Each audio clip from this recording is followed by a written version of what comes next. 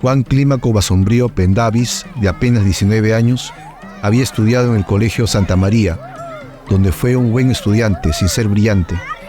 Fue un adolescente taciturno, aplicado durante sus estudios secundarios. Perdió a un niño a su padre y quedó muy marcado por eso. Se apegó a la religión por influencia de su madre y realizó labores de acólito y catequista en su momento.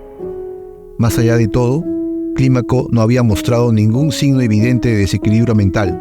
Sin embargo, ese 7 de julio de 2001, tal imagen de buen chico se desmoronó y reveló una oscuridad criminal latente en él.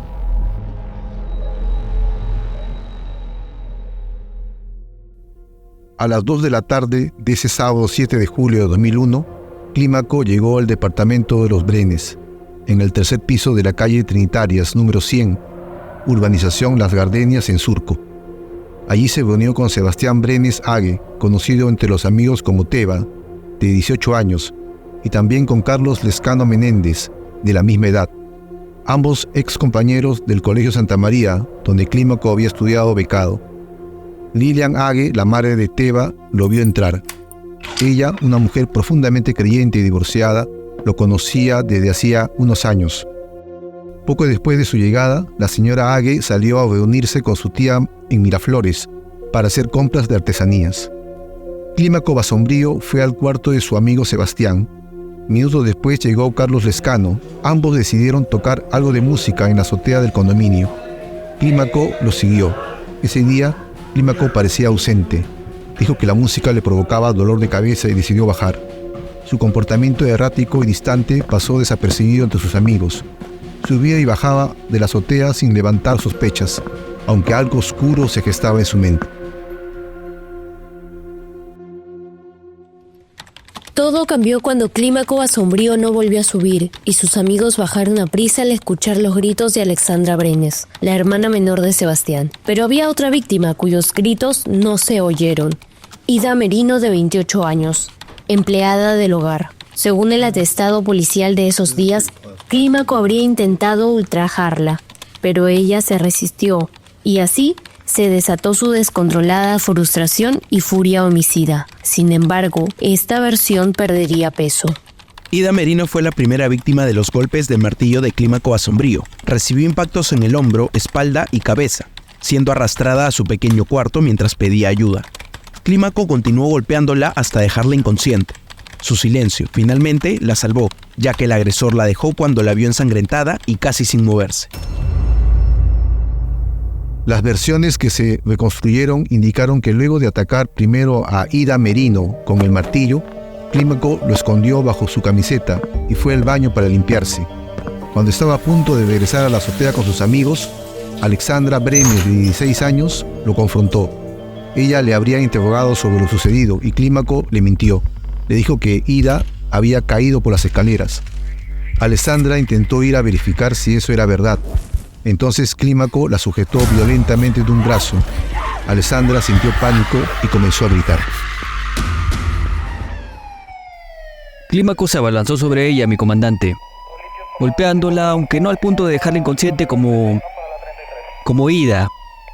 La joven intentó defenderse, pero Basombrío la atacó brutalmente con su martillo.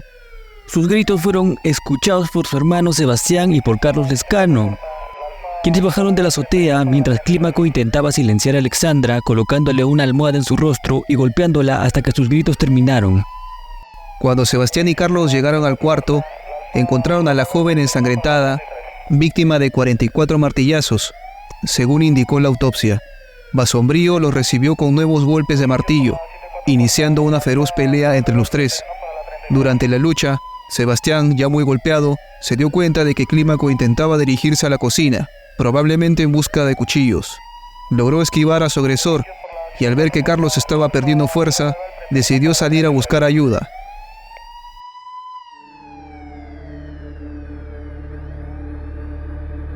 Sebastián Brenes tuvo suerte al encontrar al guardián de la cuadra, Fidel Guaita Guardia, quien, junto con Carlos, logró detener al furioso Clímaco Basombrío. Minutos después, el serenazgo y la policía llegaron al lugar para controlar la situación y arrestar al supuesto homicida. Tras su arresto, Clímaco Basombrío conocido como el asesino del martillo, fue trasladado al penal de San Pedro, ex Lurigancho, donde los peritos confirmaron que había consumido cocaína el día del crimen, aunque él negó ser un consumidor habitual. No mostró arrepentimiento, alegando haber actuado por instinto. Según el informe policial, los guantes y la soga que llevaba eran de uso doméstico, pero los investigadores concluyeron que señalaban premeditación de sus actos. Uno de los especialistas que se pronunció primero en los medios de comunicación fue el psicoanalista Fernando Maestre. Él sugirió que Clímaco Basombrío sufría de psicosis paranoica. Mientras Alexandra Brenes era enterrada e Ida Merino seguía en coma, Clímaco solo recordaba haber atacado a Brenes, sin mencionar mucho a Merino. Durante el juicio, se confirmaría que el martillo y los otros objetos que poseía el asesino fueron llevados por él mismo, lo que descartaba un ataque impulsivo. En sus primeras declaraciones, Clímaco afirmó no recordar el crimen, culpando incluso a Satanás. No había duda de que la confusión dominaba las declaraciones de Clímaco Basombrío. Incluso su abogado, Luis Felipe Cortés, no podía garantizar la coherencia del testimonio del acusado. Cortés dijo: «Todavía no encuentra un orden, una secuencia para poder decir que esto ocurrió así. Lo que él tiene son como fotografías de secuencias y podemos ir gradualmente ordenando ideas». Una semana después del brutal ataque en la casa de los Brenes en Surco, tanto la policía como la prensa ya habían respondido a las preguntas clave. ¿Quién mató a quién? ¿Cuándo y dónde ocurrió? ¿Con qué arma y a qué hora? Y aunque muchos detalles se iban aclarando, aún permanecía la interrogante fundamental: ¿por qué sucedió ese crimen? ¿Qué llevó a Clímaco Basombrío a asesinar a Alexandra Brenes, atacar gravemente a la empleada Ida Merino y agredir a sus amigos Sebastián Brenes y Carlos Lescano? En julio del 2001, la policía barajaba la hipótesis de que Clímaco Basombrío atacó primero a Alexandra Brenes tras ser rechazado por esta y luego agredió a Ida Merino, el hermano de Alexandra, Sebastián, que también fue duramente golpeado. Se recuperó tras 10 días de hospitalización. El propio Sebastián Brenes no podía explicar la conducta de su ex amigo Clímaco Basombrío. El abogado Luis Felipe Cortés insistió en que Clímaco debía ser evaluado psiquiátricamente, buscando un atenuante por salud mental. El principal sospechoso enfrentaba una posible condena de hasta 25 años, mientras las víctimas y sus familias pedían justicia.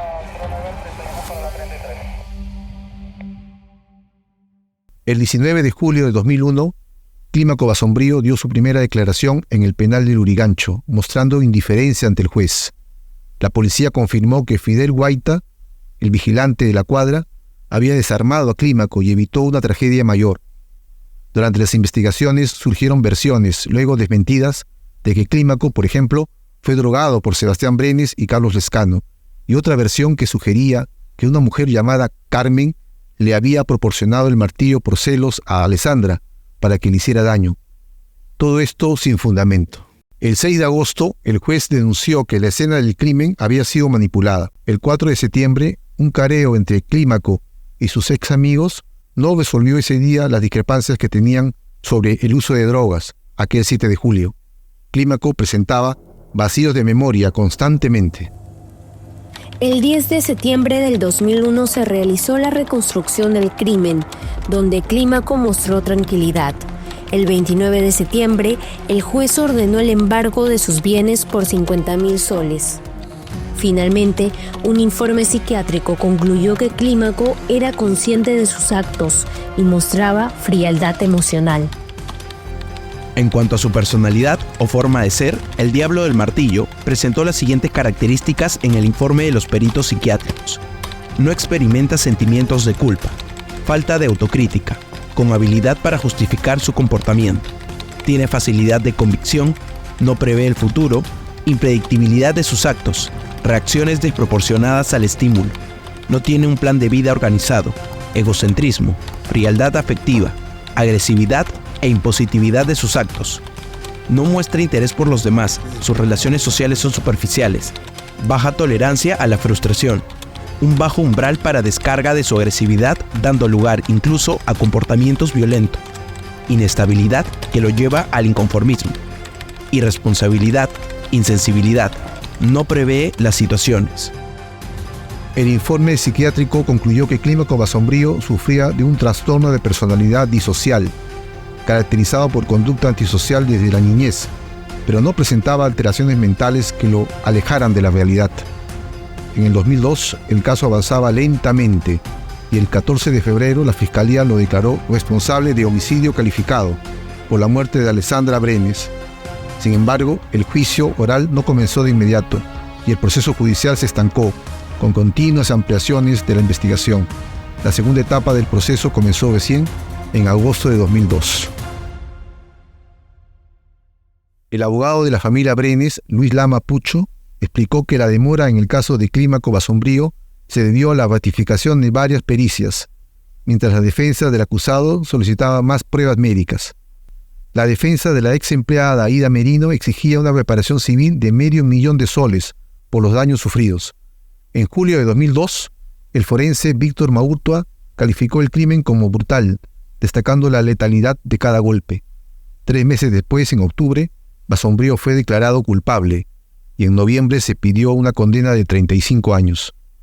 En enero de 2003, Basombrío volvió a alegar que había sido drogado por sus amigos el día del crimen. Ya nadie le creía. Durante los interrogatorios previos, Clímaco Basombrío nunca había mencionado que sus amigos lo habían drogado, algo que luego declaró durante su juicio oral. Alegó entonces que sus amigos probablemente, como una broma, le habían puesto algo en la bebida, lo cual fue negado y rechazado por Carlos Lezcano, quien admitió haber consumido marihuana, pero no cocaína. Clímaco admitió ser el autor del asesinato de Alessandra Brenes, aunque dijo no recordar los detalles. Durante las audiencias, mostró una actitud despreocupada, sonriendo a los magistrados y contradiciéndose sobre los elementos clave como los guantes y el martillo, que ya habían sido refutados por la policía. Clímaco Basombrío mostró arrepentimiento en el juicio, pero alegó no recordar los hechos, describiendo solo imágenes fragmentadas. Aunque mencionaba momentos específicos como forcejeos con Sebastián Brenes, no podía recordar el asesinato de Alessandra Brenes, lo que generaba inconsistencias en su declaración previa. El juicio se alargó por la ausencia de testigos clave como Aida Merino, que se fue a vivir a Sullana, Piura, y Sebastián Brenes, que viajó a Estados Unidos. El 5 de febrero de 2003, el fiscal superior pidió 25 años de cárcel para Basombrío, destacando que actuó con premeditación. La imagen de un joven tímido y asustado contrastaba con la figura del asesino del martillo. Se solicitó una reparación de $161,000 para las víctimas. El 12 de febrero del 2003, Clímaco Basombrío fue sentenciado a 20 años de cárcel por homicidio calificado, lesiones graves y leves, y se le impuso el pago de reparaciones a las víctimas. La pena fue menor que los 25 años solicitados por la Fiscalía, debido a factores atenuantes como su juventud, el consumo de cocaína y un grado de psicopatía. Todas las partes apelaron. Los Brenes pidieron una mayor indemnización. La Fiscalía insistió en una condena más larga y la defensa de Basombrío alegó irregularidades en la sentencia. En mayo de 2003, la Fiscalía Suprema ratificó la condena, pero los Brenes solicitaron un aumento de la pena a 35 años. La Corte Suprema revisó el caso y en septiembre del 2003 mantuvo la condena de 20 años, pero incrementó la reparación civil a Aida Merino debido a sus lesiones permanentes. La defensa de los Brenes temía que cambios en el Código Penal pudieran permitir la liberación anticipada de Basombrío.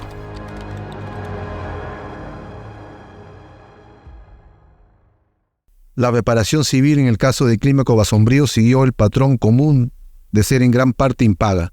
Para mayo del 2005, más de un año después de la sentencia de la Corte Suprema, Clímaco solo había pagado $170 de los $400,000 que debía a Aida Merino.